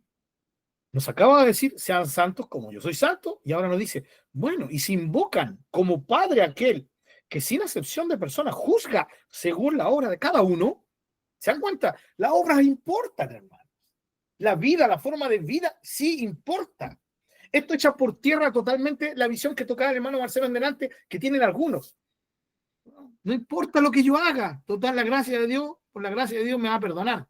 Claro que importa lo que haces. Cuando un cristiano peca, ¿eso no importa o importa? Sí importa. Ese pecado le va a traer consecuencias. Ese pecado va a traer tremendas consecuencias. Lo va a golpear. Y ahí el cristiano va a tener que quedarse calladito y decir, bueno, la confesión de mi pecado, ¿para qué es? Es para que Dios me perdone. Pero por eso el Señor muchas veces no quita la consecuencia del pecado de uno de sus hijos. No la quita. Porque eso nos ayuda a pesar lo terrible del pecado. Entonces, Pedro dice claramente, para Pedro sí era importante. Pedro nos está enseñando que la salvación se gana por obras. ¿Ya? Como lo vamos a ver después, sino por la obra de Jesucristo. Pero sí nos está diciendo que nuestros actos sí importan en el reino de Dios, porque tienen que ver con si obedecemos o no obedecemos a Dios, al llamado de sean santos, porque yo soy santo. Sigamos, el versículo 18. Vivan con temor, dice Pedro, ¿no? En el 17. Y el 18 dice, sabiendo que fueron rescatados de su vana manera de vivir, ¿ya? La cual recibieron de sus padres, no con cosas corruptibles, sino con oro o plata, ¿ya? Perdón, no con cosas corruptibles como oro o plata, sino con la sangre preciosa de Cristo, como de un cordero sin mancha y sin contaminación. Pedro está diciendo, sean santos, ¿sí? Porque yo soy santo. Es una demanda de Dios. Luego dice, el cómo vivamos, ¿sí? Nuestra forma de actuar, ¿ya? En nuestra peregrinación aquí en la tierra, ¿sí? Tiene que reflejar esa santidad, ese ser santos. Y ahora, en tercer punto, nos viene a decir, porque fueron rescatados por la obra de Jesucristo. Le está diciendo a los cristianos, por favor, si realmente estiman la tremenda salvación que han recibido, no con oro y plata, sino con la preciosa sangre, por la preciosa sangre del Señor Jesucristo como cordero sin mancha, entonces no hay otra opción. Vivan santamente porque el Señor les demanda eso. La gran motivación para la santidad es el hecho de decir, Señor, yo merecía el infierno. Yo merecía la perdición. Yo no tenía forma de salvarme. Y tú me viniste a rescatar. Me viniste a rescatar. A eso vino Jesús. Nos vino a rescatar. ¿Cómo? ¿Cómo no voy a reaccionar? ¿Cómo no voy a reaccionar a vivir de esta vida, ¿cierto? El resto de vida que me queda, desde que lo conocí, para Él, si Él me vino a rescatar. La gran motivación, hermanos, para la santidad sigue siendo la misma motivación que para cualquier cosa que los cristianos hagamos. La obra del Señor Jesucristo. La obra del Señor Jesucristo. Hermano, ¿no es precioso esto? Este es uno de los versículos preciosos de la Escritura. ¿Ya? No fuiste rescatado de tu vana manera de vivir, sino exclusivamente por la sangre preciosa de Cristo, como de un cordero sin mancha y sin contaminación. La obra maravillosa de Jesús. Pero ¿qué pasa hoy en día? Nos motivan otras cosas. Claro. Nos pueden motivar miles de cosas, hermano. Y todo es basura. Todo es basura. Si la única motivación que nos debería realmente motivar, valga la redundancia, es recordar que Él nos vino a rescatar. Yo no lo conocería a usted, mi hermano, si no hubiese sido porque Jesucristo me rescató. Yo no estaría compartiendo este estudio con ustedes si no fuera porque Jesucristo me rescató. Yo no tendría seguridad de que si hoy viene Jesús, yo voy a estar con él ahí. Nada va a cambiar eso. Yo voy a estar con él ahí. ¿Sí? Y eso es gracias a que él me vino a rescatar antes. Gloria al Señor. El hecho, hermano, de que nosotros podamos hablar a otros, el hecho de que hayamos sido transformados en nuestras vidas, solo se debe a que Jesucristo nos vino a rescatar. Esa es la motivación que debería mover a la iglesia. Esa es la motivación que movía a los primeros discípulos. Eso es lo que está diciéndole Pedro a los del primer siglo. Pero eso es lo que hoy día muchos cristianos han cambiado y se motivan por otras cosas. Hagámosle algo entretenido en la iglesia. ¿Sí? ¿Está mal tomar un tecito en la iglesia del Señor entre los hermanos? No. Pero que sea para tener comunión, no para atraer a los hermanos, para que busquen y se consagren más al Señor. No es eso. No. Obviamente, hermanos, vamos a estudiar la palabra. ¿Qué les parece si mientras estudiamos la palabra tomamos un tecito? Démosle, ¿no? Pero es otra cosa decir, ay, hermano, los hermanos no vienen a estudiar la palabra. Hagamos algo entretenido para que vengan. ¿O no? ¿Entendemos la diferencia, cierto? Es grande la diferencia. ¿Ya? Nos tomamos un tecito, compartimos algo, porque es lindo hacerlo, porque la iglesia primitiva lo hacía. Pero eso no es lo que me motiva. A mí me motiva es estudiar la palabra del Señor. ¿Sí? Estudiar la palabra del Señor. Esta es la idea. Hermano Marcelito. Chiquillo. Sí, es que justamente tocando el tema que está hablando, me acordé del Salmo 49, donde obviamente el título dice que habla de la insensatez de confiar en las riquezas, pero me impacta el versículo 8, donde dice, porque la redención de su vida es de gran precio y no se logrará jamás. O sea, nosotros por cualquier cosa que hagamos, todo lo que hagamos, jamás podremos pagar ese precio de la redención de nuestra vida. Y como lo hemos ido aprendiendo, solamente en Cristo, solamente Él pudo pagar ese precio. Así es, amén. Gracias, Señor. Salmo 49. Se me había olvidado, qué lindo ese versículo, ¿no? 49, verso 8. Que, como le decía, en realidad habla de la insensatez de confiar en las riquezas, el título que tiene. Sí. Pero el versículo 8, que está entre paréntesis, Ajá, sí. El versículo 7 es muy decidor, me acordé. Ninguno de ellos podrá en manera alguna redimir al hermano, ¿no? Ni dar a Dios por su rescate. No podemos salvar a nadie. ¿Cierto? Y luego dice, porque la redención de su vida es de gran precio y no se logrará jamás por los medios humanos. En cambio, vino Jesucristo y lo logró. Por eso, digno es no solo de abrir el libro y sus sellos, es digno de redimirnos, es digno de llevarnos a la presencia de Dios por la eternidad. Gracias, mi hermano Marcelo.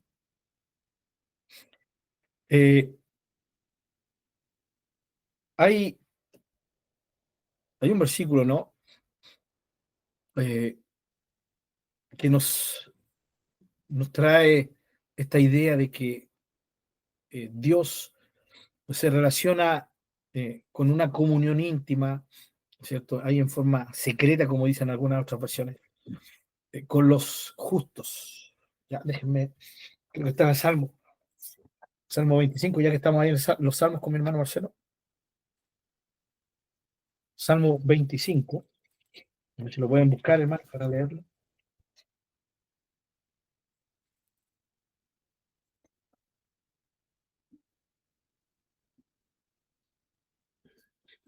(25:14), ¿ya?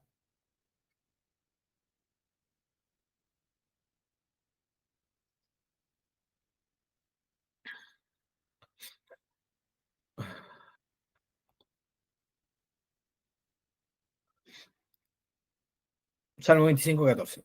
Dice, en la Reina Valera dice, la comunión íntima de Jehová es con los que le temen, y a ellos hará conocer su pacto.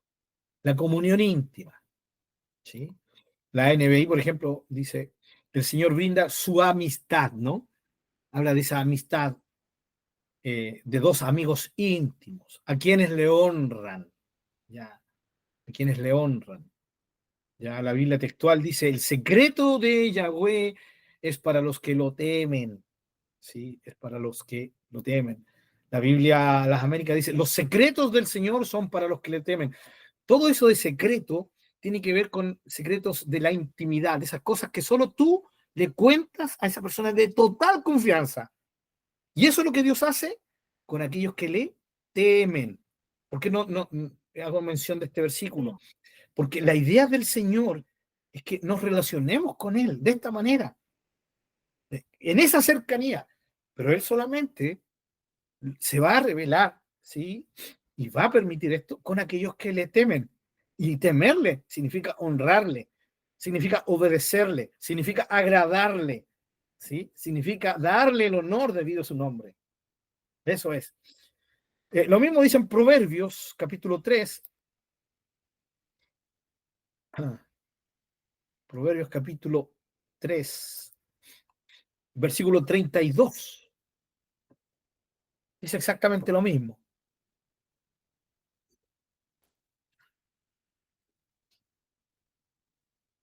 3:32.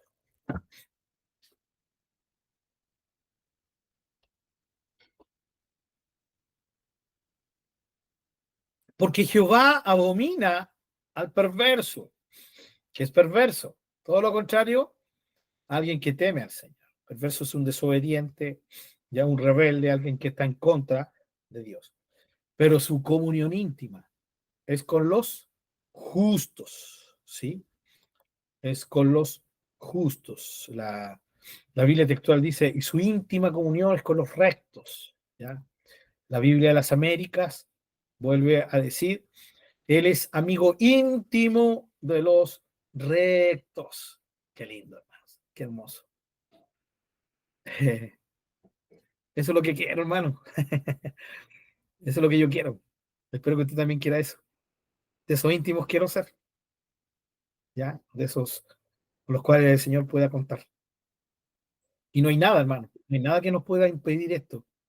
¿Ya? Aparte de que sencillamente nosotros decidamos quitar nuestra mirada del Señor, desenfocarnos de Él y ya alejarnos. Que Dios nos libre, ¿ya? Para disfrutar de esto. Mi hermano Marcelo. Que acá en la NTV, como lo dice, bueno, Sandra lo buscó, Sí, dice por favor. que el Señor ofrece su amistad a los justos. Y ahí me hacía acordar también de Abraham, cuando dice Soy que amigo. fue su amigo. Amén. Entendí. Amén. Esa amistad tan especial hoy día está abierta para todos nosotros por medio de la obra del Señor Jesucristo. Por eso es tan preciosa la sangre de Jesús. ¿Ya? Es preciosa porque es Dios. Es, como Dios hecho humano, es el Hijo de Dios. Es preciosa por eso, pero también es preciosa por lo que logró en favor a nosotros. Y todo con el fin de atraernos a Él. Hermanos, y este tema de vivir una vida que le honra, que le agrada, es el fin de Dios, en todo aspecto. Me llama mucho la atención cuando Pablo, vamos allá a primera Timoteo,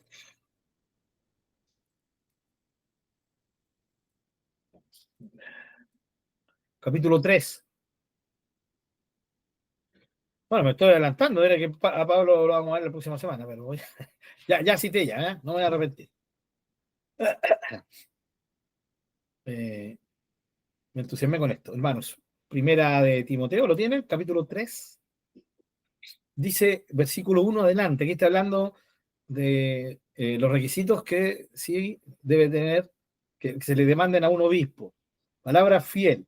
Si alguno anhela obispado, buena obra desea. Expliquemos esto. En el tiempo del Nuevo Testamento, a los líderes no se les llamaba pastores. Ya, quiero ser muy claro en esto, hermanos. Ya, no se les llamaba pastores. Ellos eran obispos. Y un obispo es alguien que está supervisando, alguien que está viendo que la grey marche correctamente, que cuida la grey. ¿Ya? Es lo que haría hoy día un denominado pastor. Pero el término bíblico en el Nuevo Testamento no es pastor, es obispo. O su paralelo, que es anciano. ¿Ya? Cortito. Bueno, este es otro tema, pero para que lo entendamos. Aquí dice, es necesario que el obispo sea, ¿no? El obispo. En Tito, capítulo 1, dice, por esta causa te dejé en Creta para que corrigiese lo deficiente y establecieses ancianos en cada ciudad, así como yo te mandé, el que fuere irreprensible. Y ustedes leen Tito y 1 Timoteo, y son las mismas características, porque están hablando de los mismos personajes, o sea, del obispo. Obispo era lo mismo que anciano, anciano gobernante, no anciano de edad, anciano gobernante. Los obispos y ancianos, esos eran los nombres que se le daban a los líderes en el primer siglo. No pastor, hermanos, no pastor. Sé que suena raro para muchos, pero esto es, así era, ¿ya? Y por eso Pablo está diciendo, aquí volvemos a 1 Timoteo capítulo 3, palabra fiel, si alguno anhela obispado, no dice pastorado, ¿cierto? Dice obispado. Entonces, nuestra perspectiva, ¿qué significaría? El obispo Manuel Umaña Salinas, los que conocimos la historia metodista pentecostal. el obispo San Martín, el obispo, ¿por qué? Hoy día un obispo es el pastor de los pastores. Eso es un obispo, es el que en algunas corporaciones, algunas denominaciones cristianas, es la cabeza, ¿cierto?, de una corporación, obispo. Pero en el Nuevo Testamento no era así. A los líderes de cada iglesia se les llamaba obispo. Por eso lo que Pablo está diciendo, si alguno desea ser líder de su iglesia, ¿sí?, desea obispado, buena obra desea, no es malo. Pero aquí Pablo comienza a describir los requisitos. Leámoslos. Pero quiero que lo lea de la siguiente manera. Vaya buscando, ¿sí?, todos los requisitos que tienen que ver con los dones y todos los que tienen que ver con el carácter, con su forma de ser, con su forma de comportarse. ¿Ya? Partamos. Versículo 2. ¿Por qué es necesario que el obispo sea irreprensible? ¿Tiene que ver con dones eso o con carácter? Carácter. ¿Estamos claros, no? Su forma de vivir. Marido de una sola mujer. ¿Tiene que ver con dones o con su carácter, su forma de ser? Su forma de ser, fidelidad. Sobrio, lo mismo, carácter. Prudente, carácter. Decoroso, carácter. Hospedador, carácter. ¿Cierto? Algunos dirán, no, es que es un don ser hospedador. ¿Ya? No es uno de los dones espirituales. ¿Ya? Por lo tanto, hospedador tiene que ver aquí con carácter, con su forma de ser, con su forma de actuar. Apto para enseñar. Ahí podríamos entrar en dones. El don de enseñanza, la capacidad de enseñar. Pero según Pablo, el don de enseñanza dice que el que enseña tiene que ser amable, cariñoso, ¿cierto?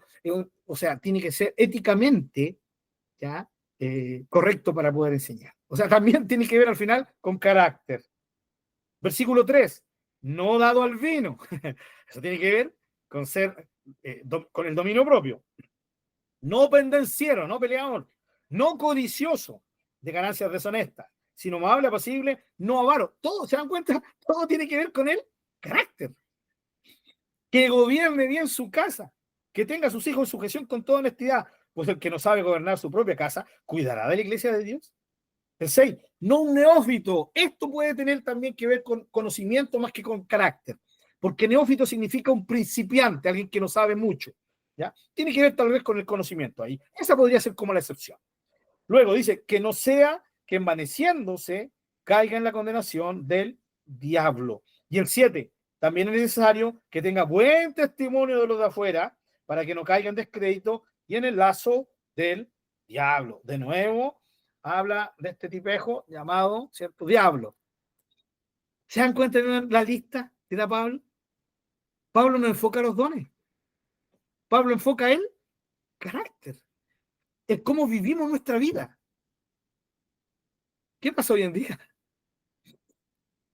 Si no saliste del instituto teológico, no puedes ser pastor, no puedes dirigir a la iglesia. Está bien, hermano, es muy importante, porque no tiene que ser un neófito. ¿Pero esas eran las prioridades en el Nuevo Testamento? No. Las prioridades tenían que ver con un carácter, con una forma de ser, con una forma de actuar, pero tan visible, tan evidente en medio de la comunidad, que todos daban testimonio correcto de esa persona.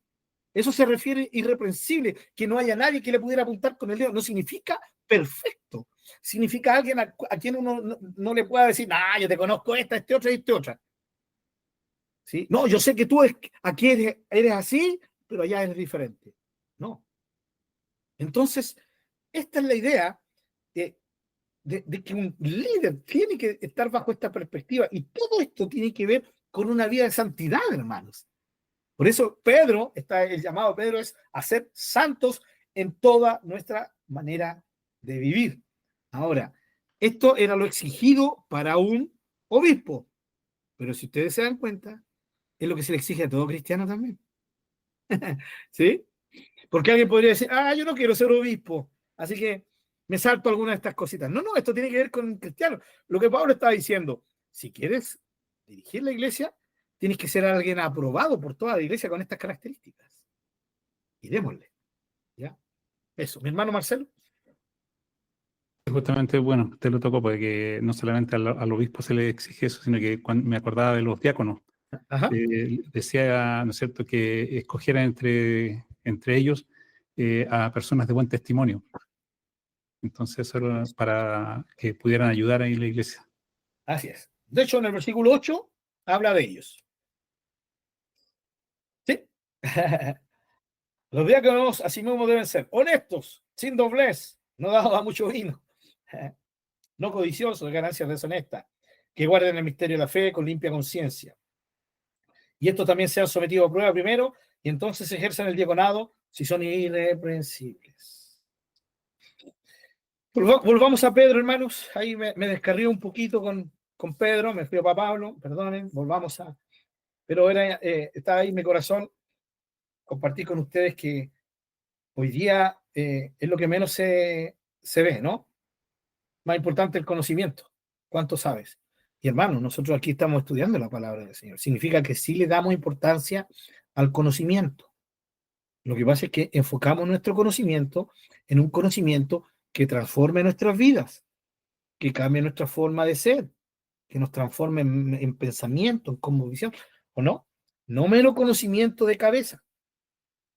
Porque de nada me sirve estar estudiando 2 horas todos los días lunes con el hermano Pablo, o que el mismo hermano Pablo esté enseñando todos los días lunes 2 horas la palabra, y si el hermano Pablo no vive eso que está enseñando, ¿qué provecho tiene para el hermano Pablo? Todo lo contrario, el hermano Pablo corre un tremendo riesgo de caer, ¿sí?, en un testimonio que desacredite la hermosura del Evangelio. Volvamos a Pedro, hermanos. Ya la idea de hoy día es terminar con Pedro.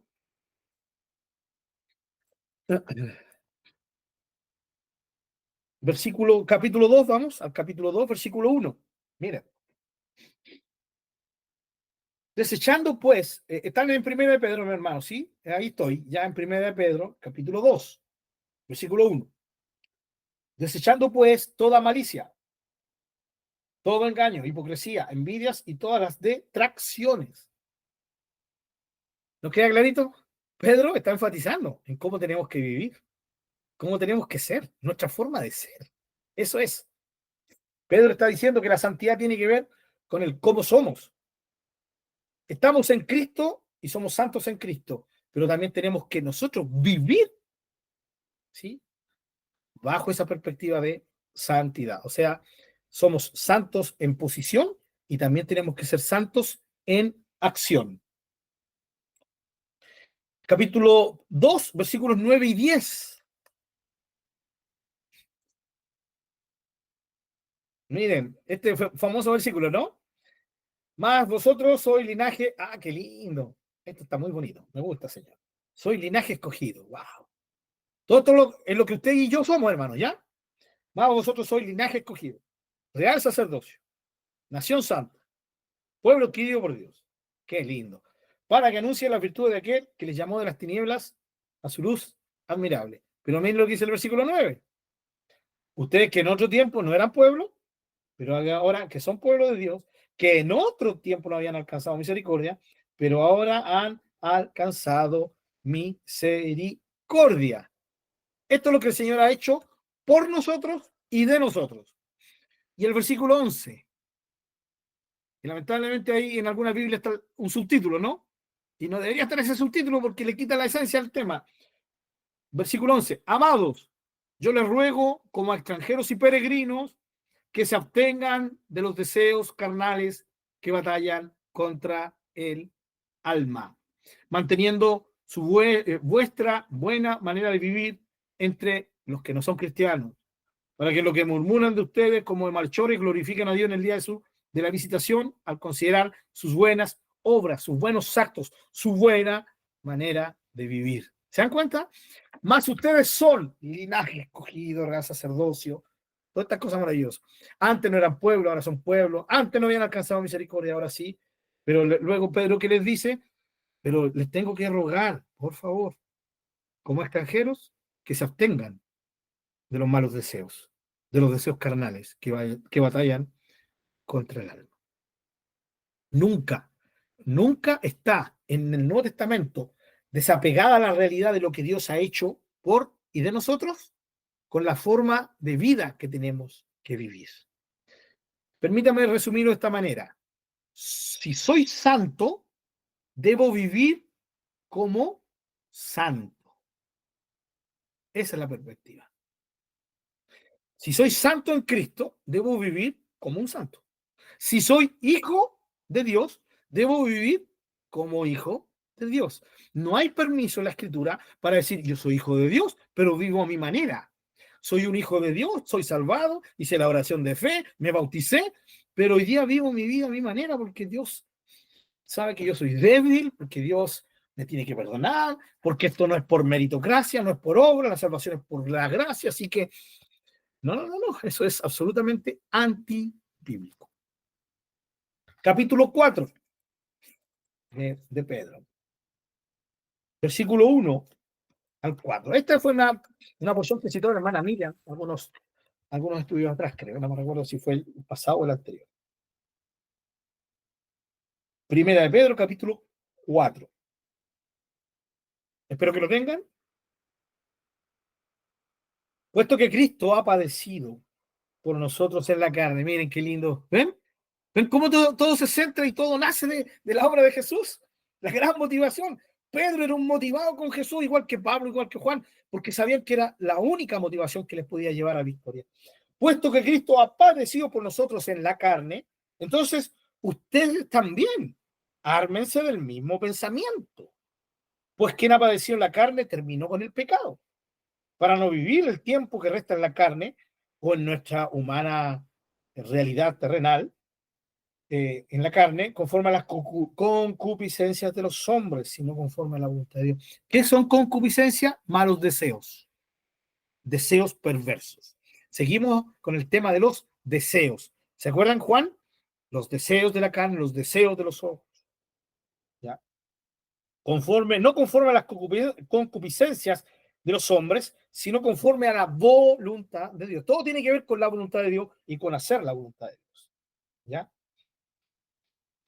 Versículo 3. Baste ya el tiempo pasado para haber hecho lo que agrada a los gentiles, andando en lascivias, concupiscencias, embriagueces, orgías, disipación y abominables idolatrías. Qué lenguaje fuerte usa Pedro, ¿no?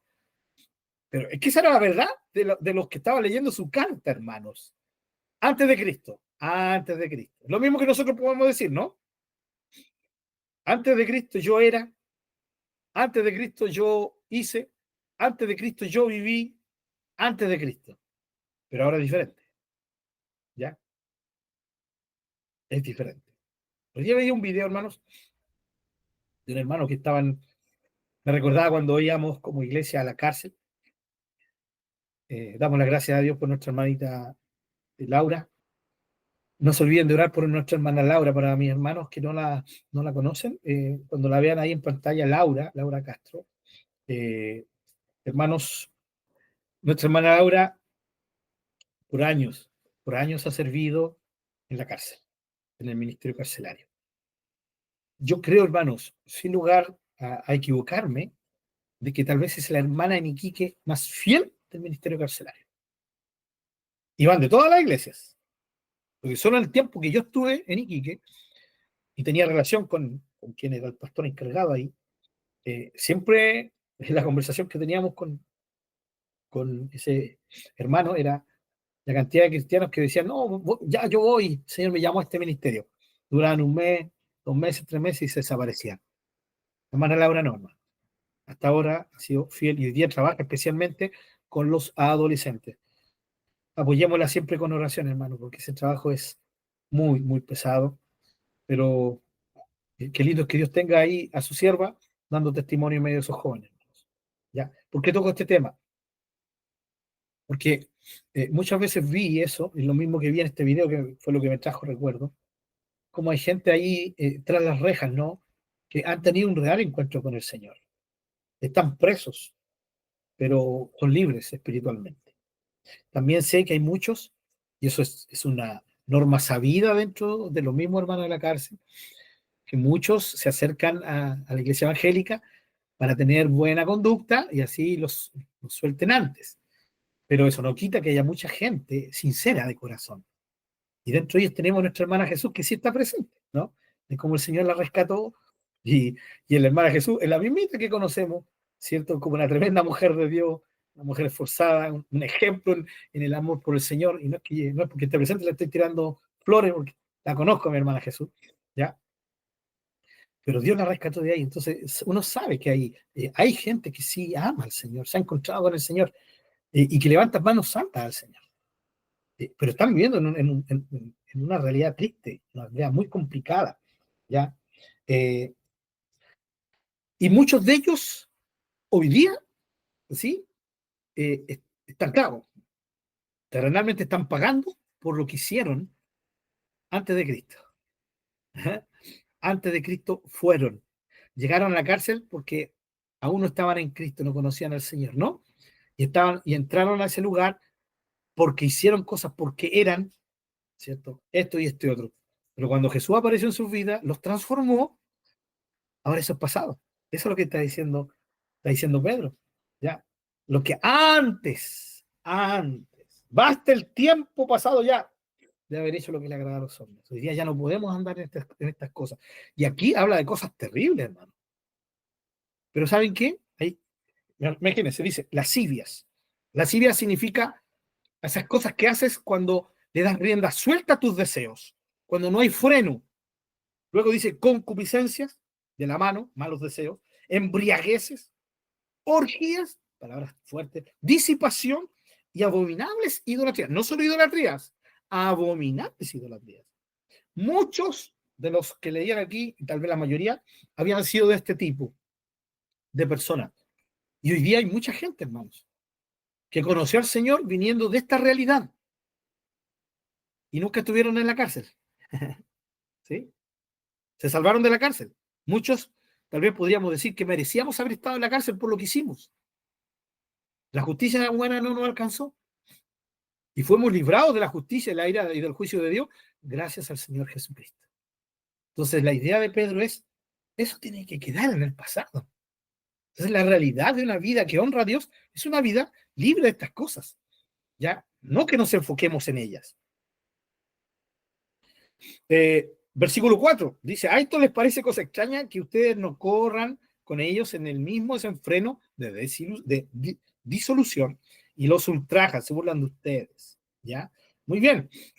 Y vamos al versículo 15.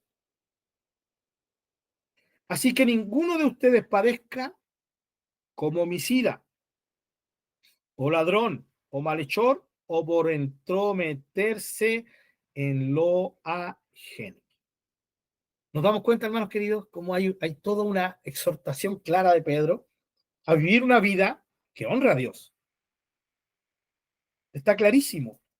Una vida que honre al Señor. ¿Ya? Que honra al Señor. Segunda de Pedro, capítulo 3.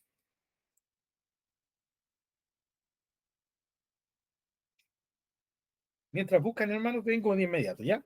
Segunda de Pedro, capítulo 3.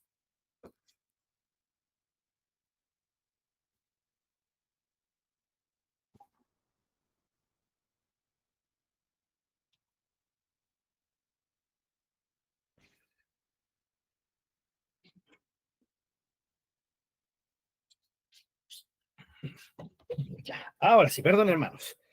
Segunda de Pedro, capítulo 3, y ya con esto vamos terminando, mis queridos hermanos.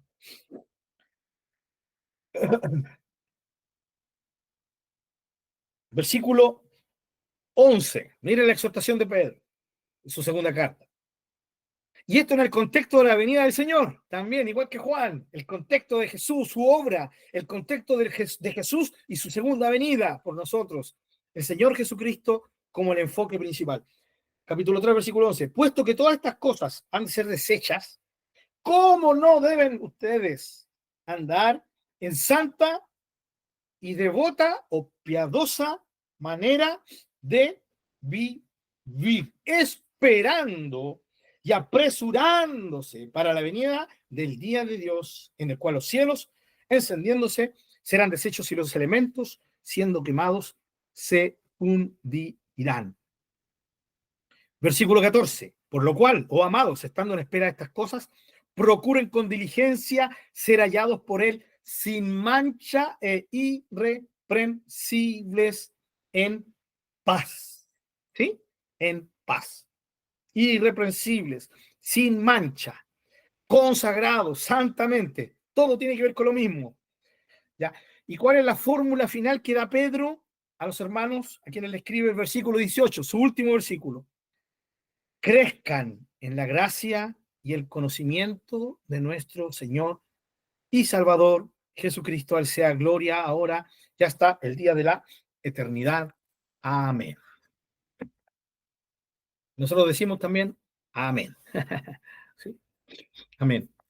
Mis queridos hermanos, cuando se enseña sobre el pecado, uno tiene que enseñar sobre la santidad.